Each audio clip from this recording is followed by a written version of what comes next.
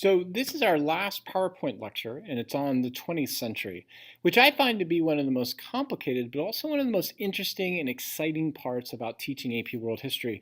In many ways, this really is the culmination of everything that we've talked about and led up to at this point. And I use this cover page to kind of demonstrate this. I mean, if you think about it, it's only been about 100 years since we had the initial railroads that were taking off as transcontinental railroads across the country. Think about what's happened within just a century and a half. We have everything from space shuttle technology, private jets that people use to interconnect the world for business. We have things like the iPhone. We have things like the Fitbit. We have this incredible technological surge within the world. And I think it's really important for the kids to kind of see how all these patterns have led up to this amazing culmination in the 20th century, but also to see how complicated it is and to see where we're going as far as these patterns go. So this starts off for us at the beginning of the 20th century for me with science and progress. And I demonstrate to this kids, as you can see here, with Albert Einstein and Georges Lemaitre. Albert Einstein, we all know for the general theory of relativity. Georges Lemaitre, a Catholic monk who discovers the idea of the Big Bang. This brings up so many of the great notions that we've been leading up to, the conflicts between faith and reason, these huge discoveries about the cosmology, and how this is going to drive the 20th century. And I tie this back into a lot of the things that we've been studying about that have led up to this period. So the Industrial Revolution led to these major advancements in energy. And this gave us a sense of this notion of inevitable progress. That's really how the 20th century begins. I mean, if you think about it, we started to use fossil fuels and electricity in a new way that provided for booms overall to mechanization, to the overall growth of the economy. When we think about how that takes place, it led to these new types of theories, like Darwin's evolutionary theory was pushed into the notion of Western rationality and continued progress.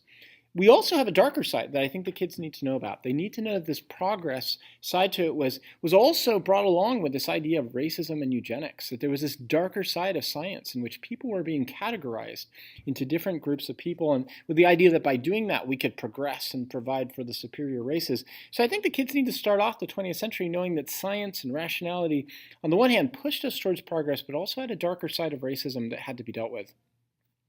There were also massive discoveries in cosmology. Einstein's theory about light and relativity really brought into aspect a whole new type of question that the kids really like in a lot of ways when you explain it to them.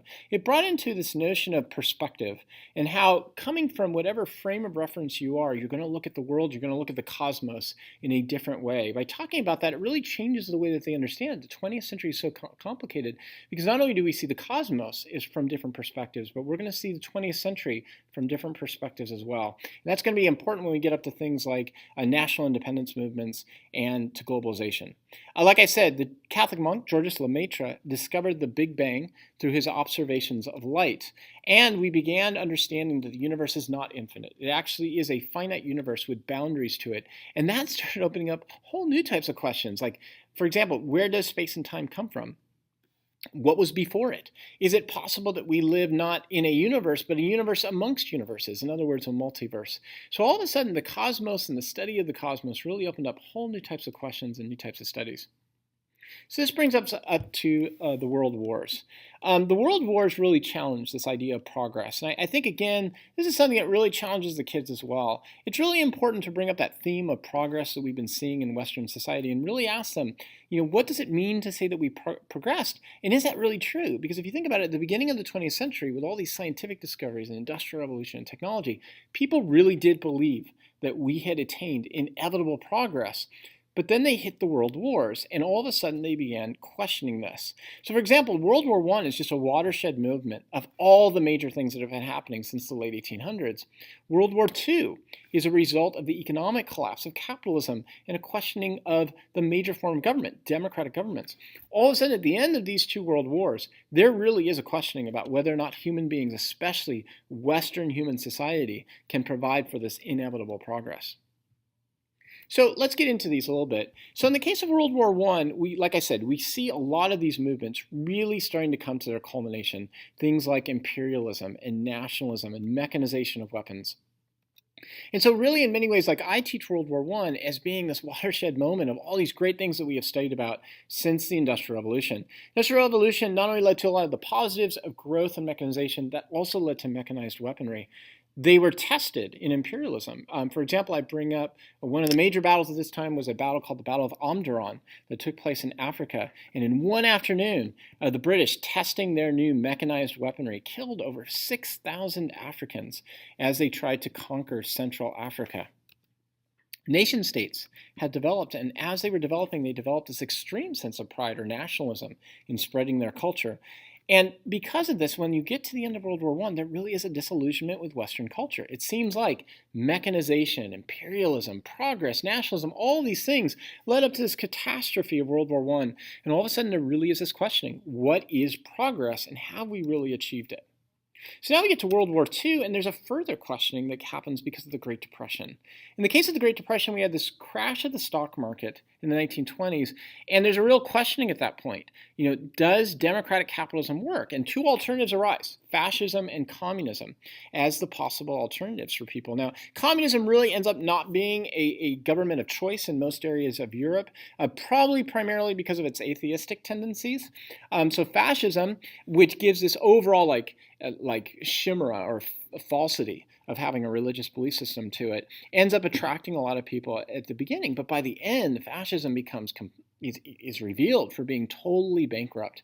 And it's not just fascism that's bankrupt. When that ends, scientific racism itself becomes bankrupt. And in many ways, the rise of fascism and its horrible, tragic consequences of the Jewish Holocaust led into much of the great progress that took place for African Americans within the United States and for nationalist independence movements around the world.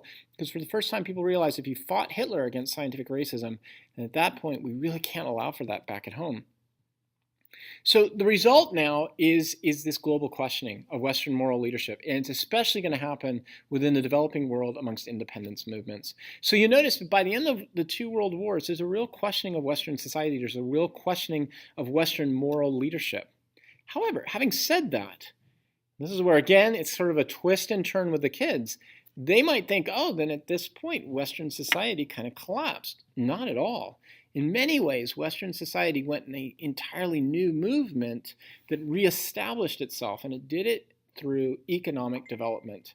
The two major institutions to kind of see with that are the World Bank and the IMF, the International Monetary Fund. So these international institutions go back really to the League of Nations. In the League of Nations, it was based upon collective security in order to stop future wars. After it failed, the United Nations was established again to fight future wars through diplomacy. However, the real power came through the Bretton Woods Conference, which established the IMF and the World Bank to organize a global capitalist system. The U.S. and its allies used these international institutions in order to try to build up an economic market system in which they believed that really the best way to beat communism, the best way to beat fascism, was to try and grow and develop these international institutions that would allow for development and allow for future trade, and that would stop future wars. So remember, up until now, we've been talking about how in all of these cases, there's been such a questioning of Western society. The interesting thing was, by the end of World War II, Western society arose again, and it arose again through these creations of these massive new international markets.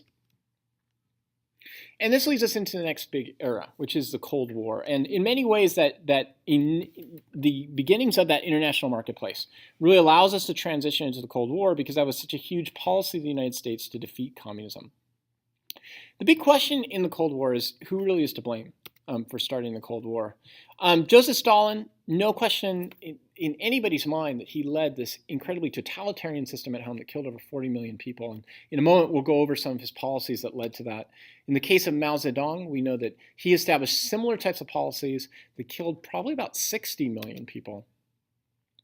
But this isn't really the question in the Cold War. The question isn't whether or not these leaders were totalitarian and if they mass murdered people, which they did. And that is going to be an important part of Russian and Chinese communist development that we do go over in the class. But the question really that is raised is whether or not they intended to spread communism worldwide. And most students come to the class believing they did because that's sort of like the stereotype we have. But it's actually a lot more complicated. So what about in the case of Joseph Stalin? Stalin was a totalitarian murderer. He manipulated his way into the leadership by purging all of his major competition. Once he got rid of all of his competition, he actually turned to his competition, which was no longer in the country, Leon Trotsky, and adopted his idea of mass collectivization. moving people into common farmlands, taxing them, and then using that to develop industry. He really did quickly industrialize Russia, but in order to do that, he had to starve out the Ukrainians. And the estimates are somewhere around 20 million people lost their lives under Joseph Stalin's policies. And not only did his policies have problems to it in the way they organized the economy, he directly went out and killed the middle-class kulaks who were in the Ukrainian region. How about Mao Zedong? Well, Mao Zedong had a little bit of a different policy. He realized that his support came from the peasantry, and he didn't want to move into industrialization too quickly. But he did believe that he could maintain traditional farming and slowly move to industrialization. However, in the 1950s, he changed this. He changed it to a huge, massive program of collectivization called the Great Leap Forward. And he tried to mass collectivize farmers by putting them onto huge farmlands of like 20,000 people. It led to massive starvation. By the time he was done, he killed about 40 million people, and then he would kill even more in his successive policies. And the successive policy was known as the Cultural Revolution. At the end of the Great Leap Forward, I tell the kids, usually in societies like this, when a dictator fails, as much as Mao did, he is usually taken out of power and usually executed. But in this particular case, he survives. And he survives because he uses the Cultural Revolution. He claims he wants to modernize China by getting rid of the traditional beliefs that are holding it back. But really what he was doing was getting rid of his political opponents while sending young people out into the countryside to get rid of elderly Confucianists. The end result between all of this is 60 million people dying due to both political murders and the misallocation of resources. So this brings us back then to that question of the Cold War, knowing how totalitarian these leaders were they out to spread communism? Well, here's the problem with that argument. Stalin's troops at the end of World War II suffered up to 30 million deaths. It's just not possible that he could have spread out after that time period. Plus, from what we know in observations about Stalin, he was largely a Russian nationalist. In fact, this is one of the reasons why he eventually broke with Mao. Mao wanted to spread communism worldwide. Stalin did not. He wanted to strengthen Russia, especially within its sphere of influence. Now, at the same time, most of his actions were defensive, but this is where I bring the kids and I challenge them to think about their assumptions. Yes, Stalin's a totalitarian. Does that mean he wanted to spread communism? We go over some of the evidence about why he couldn't do that. But then I twist it on them and I say, okay, but does that mean Stalin was not a threat? And then we look at case studies. So for example, we look at North Korea. We kind of know that Joseph Stalin actually did try to involve himself in the Korean War in North Korea. He backed out when Harry Truman got involved in that war. Well, why did he do this? Well, we think the reason why is because he was out for strategic areas of influence. He wanted to get into areas that would strengthen the sphere of influence for Russia without pushing the envelope too far, where it might lead to a collapse in Russian strength and power within its sphere of influence.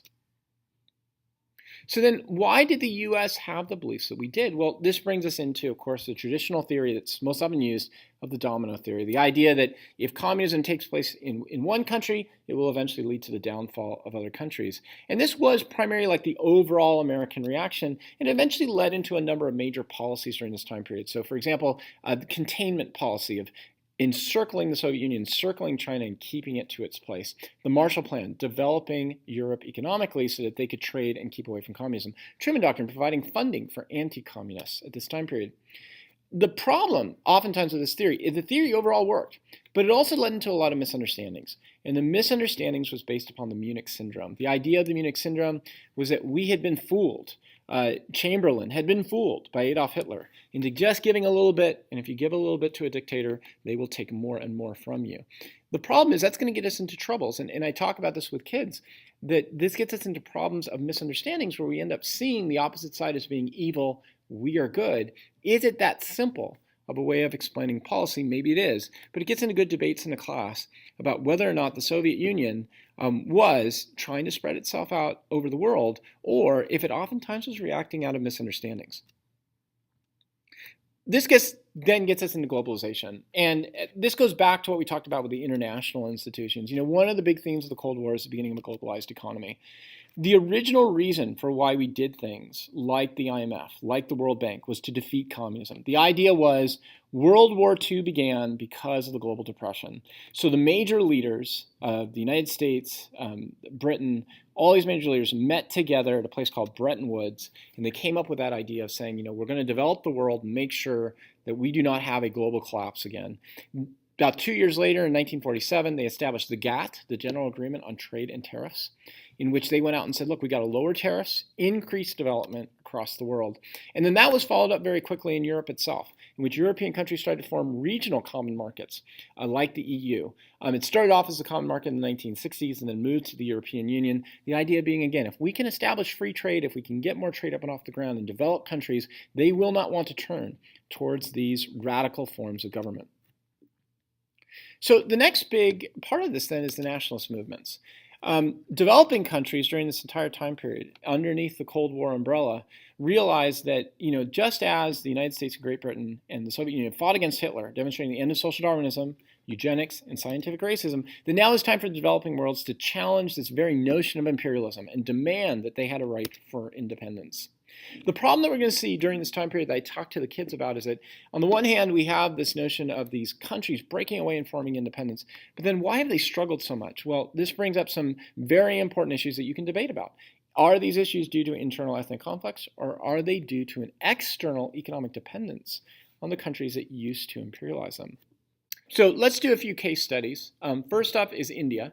In India's case, in the mid-1800s, the British had taken over, and they put Indian middle-class Muslims and Hindus in control, and that led to a rise in a revolution called the Sepoy or Indian Revolution.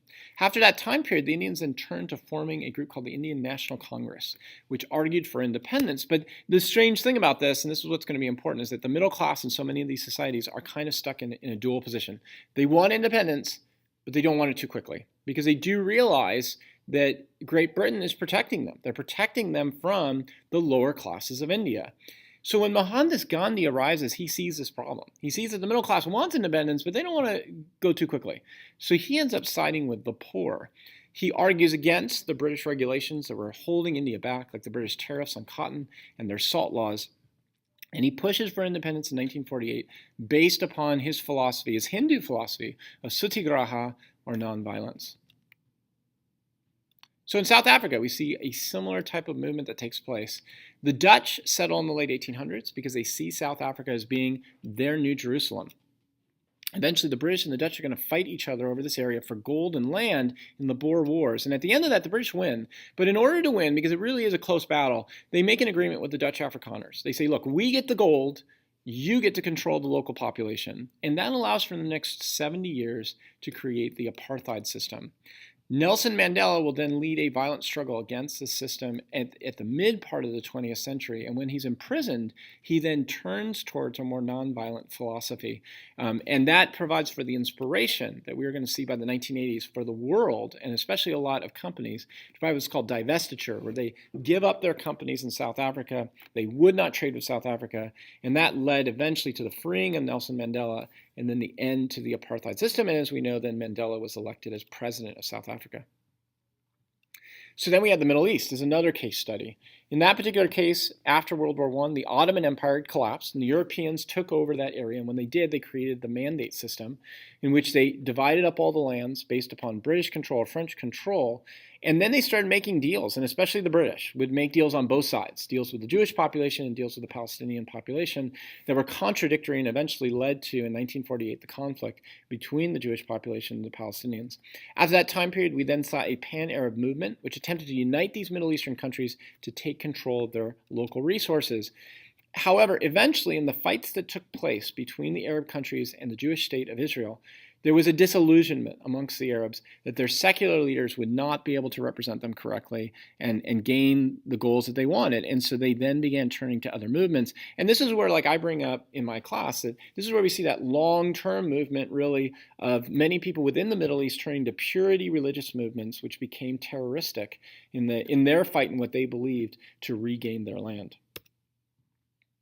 So who is to blame in all these nationalist events? Well, this is the big question. Why is it that national movements have had limited success? They have succeeded in becoming independent, They have not succeeded, however, in forming stable countries that have long-term economic viability. So one theory that's brought up is religious and ethnic division. So when you think of like India as an example, India split between their Hindu and their Muslim population. Eventually in 1948, you have a split between India and Pakistan. Pakistan then splits between Pakistan and Bangladesh.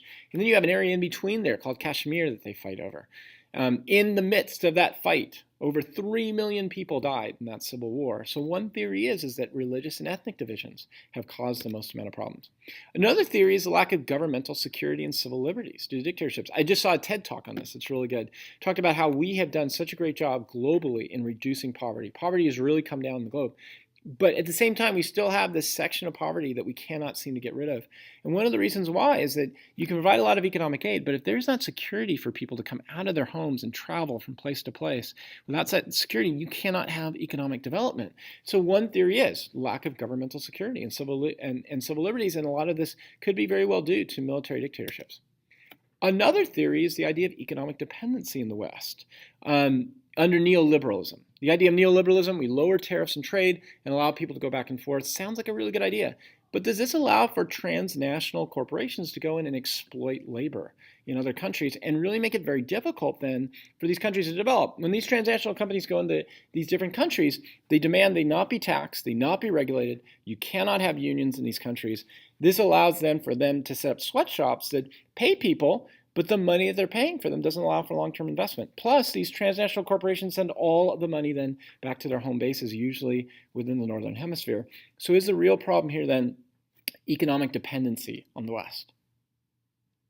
And that brings us finally to the effects of globalization itself. You know, the big question here that we ask, just like in the Industrial Revolution, is do we have net positives or do we have net negatives in globalization? We have seen a decrease in the last 30 years, a very large decrease in absolute poverty. We have seen people move out of degrading poverty at huge numbers across the globe. But we also seen an increase in relative poverty, meaning that while people have come out of desperate poverty, they are still within the range of poverty.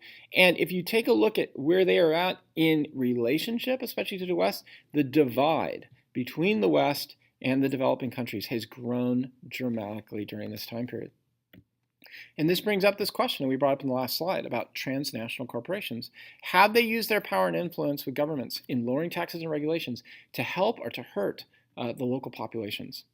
And this is where we do get into that debate in class. And this can open up a great debate with great research about whether or not globalization has provided for a net gain in economic growth, or if it has created more net negatives in dependent, cheap labor. So some of the big themes then to finish up all the stuff that we talked about. You know, science has developed in building complicated and innovative theories of technology, but it's raised questions about how much progress we can actually attain. And the world wars really question this notion of inevitable human progress. The Cold War raises the issue of globalization. The Cold War, we fought it militarily, we fought it with containment, but probably the biggest thing we did was to fight it with globalization, establishing lower tariffs, development of the developing world, and that really establishes for us in these debates on globalization. Nationalist movements question the 1800s, their notions of racial theories. But at the same time, nationalist movements have also raised questions about their internal religious and ethnic divisions within countries. And globalization is now being assessed as either a net positive gain for economic development, or maybe it's a net negative for exploitation of cheap labor. Some possible historical thinking skills to look at. A comparison and contrast question you could ask during this time period is to analyze the similarities and differences between nationalist movements and the obstacles they face in attaining independence. This would be great because it would tie into all the context that we talked about too. You can tie the independence movements into the Cold War. You can tie it into globalization. You can tie it into the world wars because in so many ways, defeating Adolf Hitler opened up the ground for independence movements. A change in continuity question. Analyze the effects of globalization on the developing world and the relationship of nation states. This was an actual essay question that was asked in the AP exam and could be asked in the future. Globalization has had such a huge impact because it really started after World War II. You can get into the definitions of what that is and what it means for the long term. So I hope all this has helped. I know the AP World curriculum is so large, it's so huge, it's so easy to get lost in. I wanted to provide you guys with a few presentations that would help to give you the major themes that I teach in my class. I really hope that these themes have been helpful for you and that they give you a sense of how you can get all these major themes and ideas a little bit under control. Please know you are welcome to take this and run with it. You may expand on certain areas, you may detract from other areas, you may have some difference with opinions. explanations that I have given in these different presentations, and that's a good thing. My hope is that this provides you with some groundwork, a foundation to move from. So looking forward to seeing you on Canvas, and you're always welcome to ask me anything about the content. Thanks.